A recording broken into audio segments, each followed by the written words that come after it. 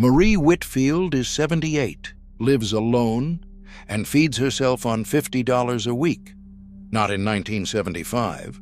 Right now, in 2026, with beef and eggs and everything else climbing every month.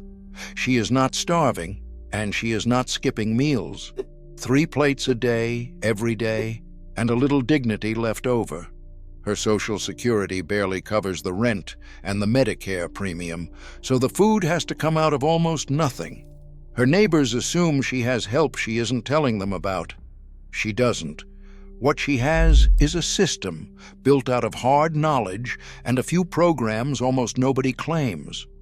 The one thing that makes the whole $50 possible is number 1 on this list. This is not a story about thriving. Over 17 million older Americans are economically insecure, and nearly 1 in 7 seniors lives in poverty. The 2026 cost of living raise was 2.8%, and higher Medicare premiums and grocery bills swallowed it whole before it reached the table. Marie is one of millions doing arithmetic most people never have to do. Her system runs through everything that follows. Number 16 is free food that only exists because almost no one signs up for it. Number 9 is how she turns $2 into 8 meals. And number 1 is the single thing without which $50 a week would be impossible. These 20 things aren't tricks. They're survival. Hit that subscribe button. Let's count down how broke seniors living alone are still making it on $50 a week in 2026. Number 20. She claims SNAP first before anything else. This is the foundation the whole $50 rests on, and most seniors who qualify never apply. You go to your local benefits office or the National Council on Aging's free tool, and you apply, even if you're sure you earn too much. For a senior living alone, SNAP averages around $188 a month and runs as high as $298. That is not pocket change. It is roughly the difference between eating and not. Marie assumed for years her Social Security disqualified her. It didn't, because for anyone 60 and older, the income rules are looser, and medical costs come off the top. When her card came through, her $50 week suddenly had real groceries in it, not charity.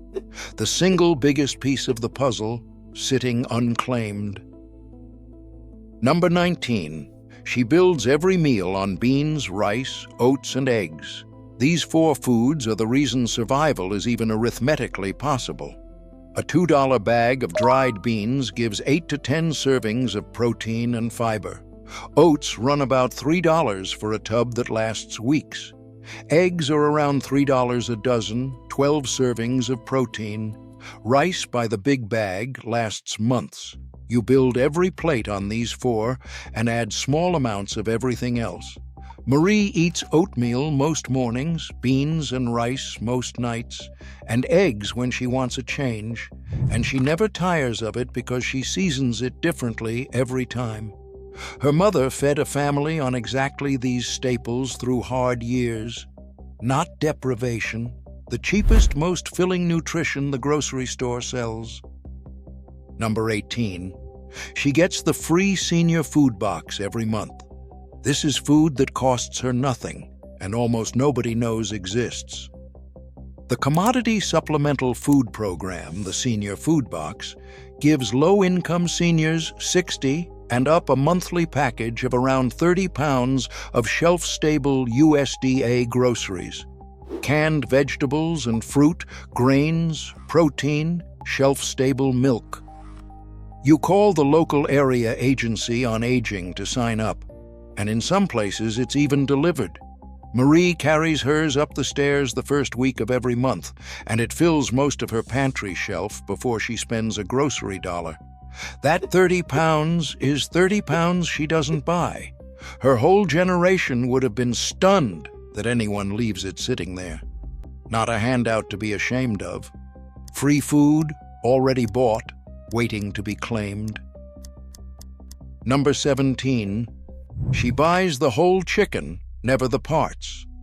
When she does buy meat, she buys it the way that stretches furthest. A whole chicken runs $5 to $7 and becomes several meals, roasted the first night, picked for a second, and the carcass simmered into broth that starts a third. You never buy the boneless breast at triple the price when the whole bird feeds you 3 times and hands you free stock. Marie roasts a chicken on a Sunday and eats from it in one form or another for most of the week. Her mother taught her that a bird was 3 dinners and a pot of soup. Never one, not a splurge. One low purchase, stretched across half a week. Before we go on, I made something special for you. Guides for people like us, who still believe the old ways mattered. They're the forgotten money habits our grandparents lived by, tricks that could save you thousands a year. But this knowledge is disappearing, and once it's gone for good. I've put together 2 books for you, plus a free bonus. Imagine how much you could save over the next year by starting today. Scan the QR code on screen now, or click the link below. I'll wait. Number 16. She lets the food pantry go first, then shops the Gap. There is no shame in the pantry, and the smart move is timing. You visit the food pantry first, see what you are given, and then plan your grocery list around it, buying only what the pantry did not provide. The TEFAP program stocks local pantries with almost no paperwork, making it one of the easiest forms of help to reach. Marie stops by hers on Monday, lays the bag out on the counter, and builds her week from what is already there. Whatever the pantry gives is food she does not spend her $50 on. Her generation understood that neighbors helping neighbors was never disgraceful, not a last resort. The first stop, so the store becomes the smaller trip. Number 15.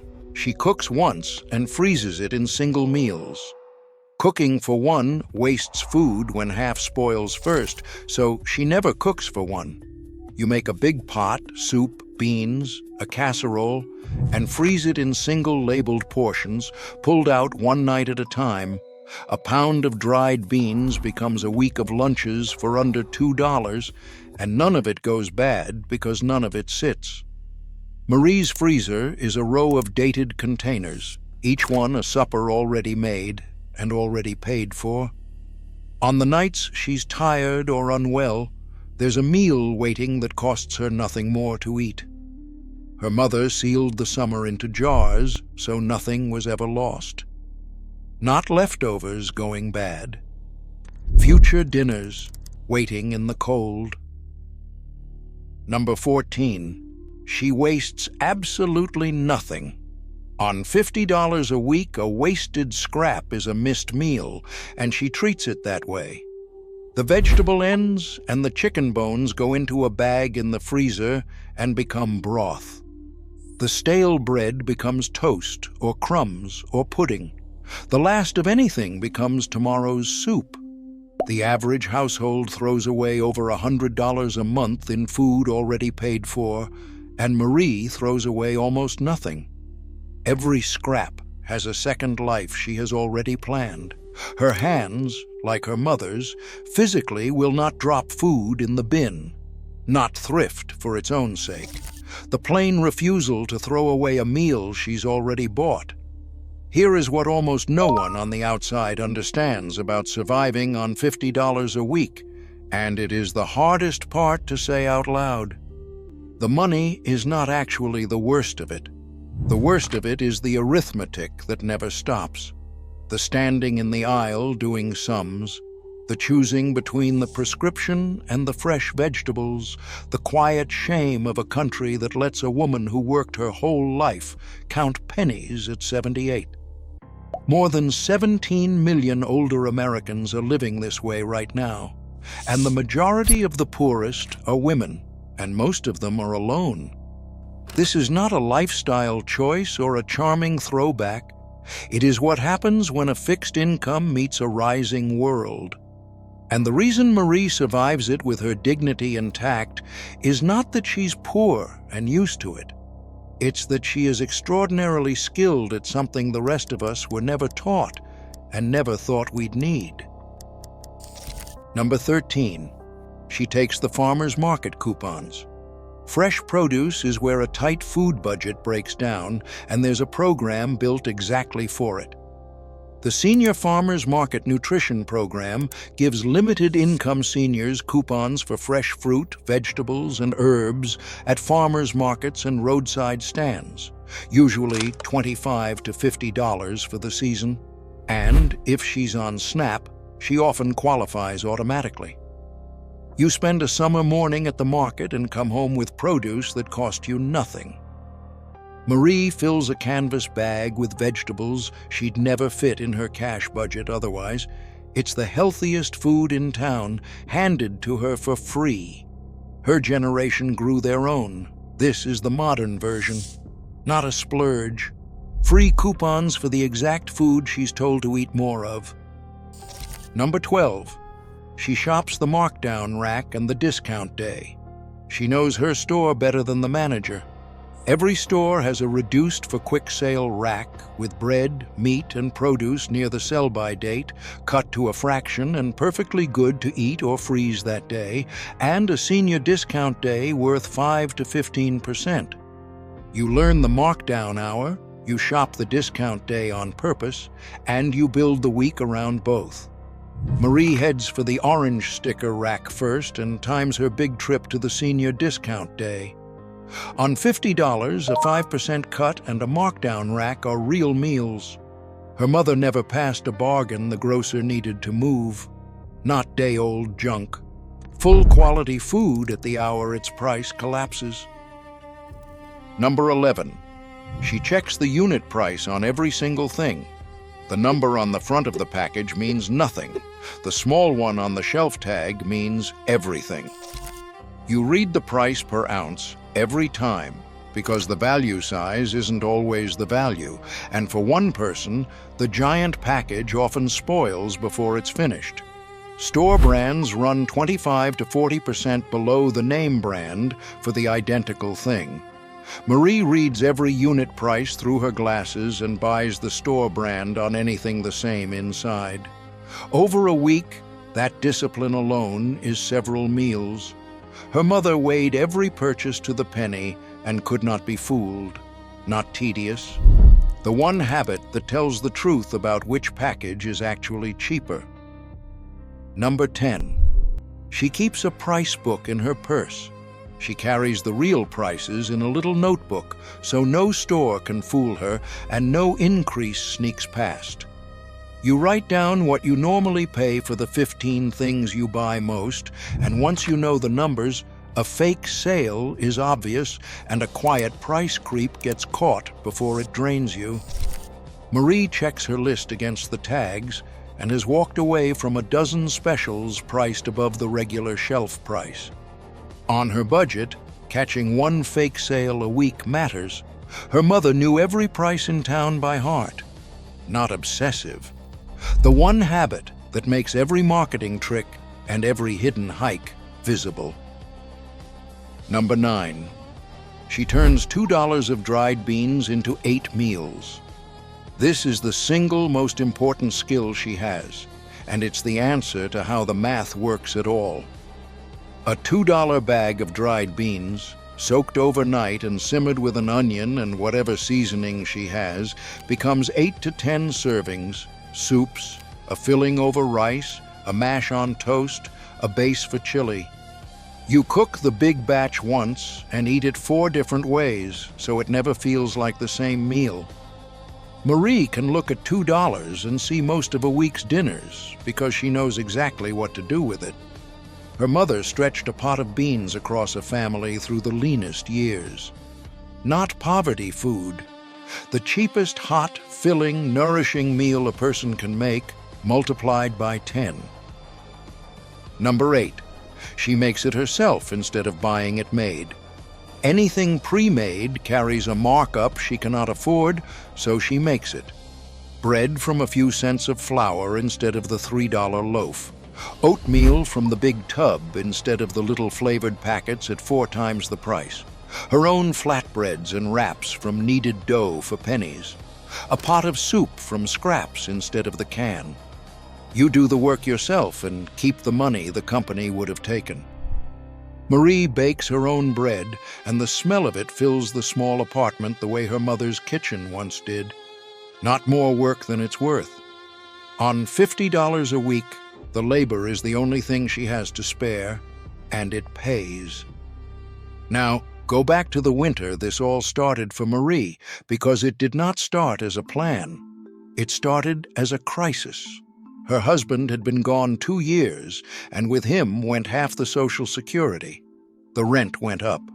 The Medicare premium climbed and took a bite out of the check before it ever arrived. She sat at the kitchen table one night in January with the bills and a cup of tea going cold, and she did the math, and the food line came out to almost nothing. $50 a week, if she was careful. She was 76 years old, and she cried a little, quietly, alone, because it felt like the country had simply forgotten she was still here.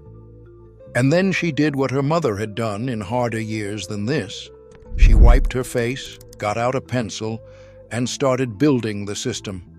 The beans, the programs, the pantry, the markdown rack. Not because it was noble, but because it was the only way through, and giving up was not a thing the women in her family did.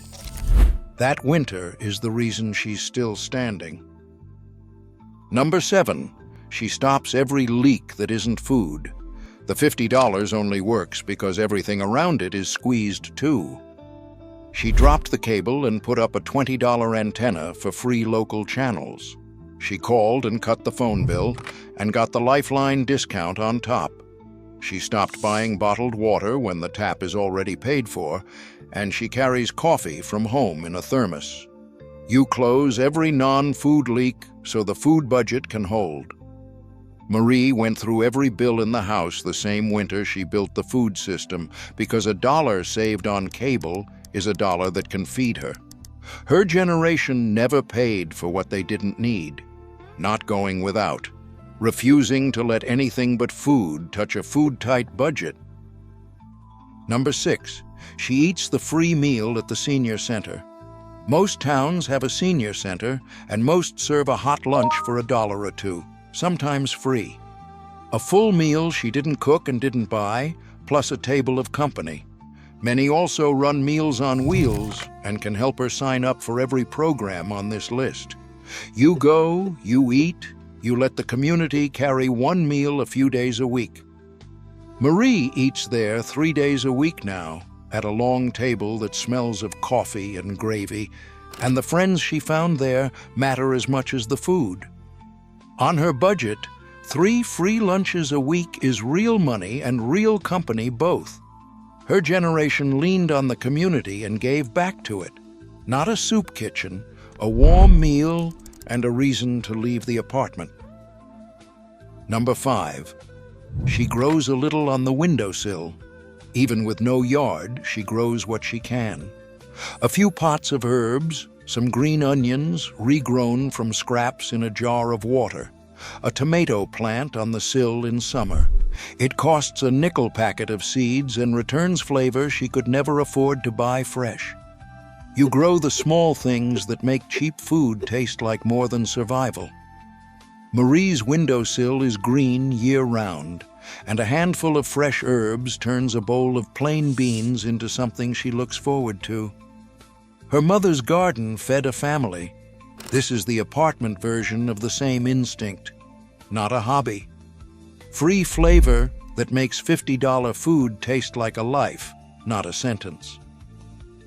Number 4, she batches her errands and barely drives. Gas and wear are a bill too, so she almost never makes a special trip. You keep a running list and do everything in one loop: the pantry, the market, the senior center, the pharmacy, on a single outing, and you walk what you can.